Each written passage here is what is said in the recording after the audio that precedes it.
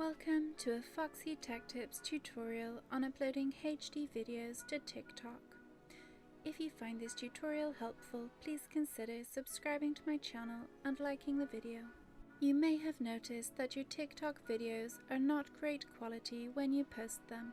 TikTok has recently made it possible to post videos in HD.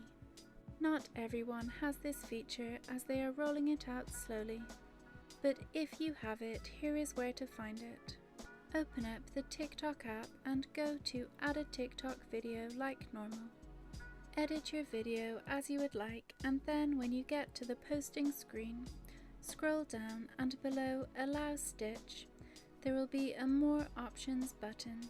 My phone doesn't have the HD quality option yet, but this is what it looks like. Tap on More Options. Then turn the toggle on to the right of Upload HD, and your video will upload in HD. If you don't have this option yet, you will just have to wait for TikTok to roll it out on your device. And that draws an end to this tutorial.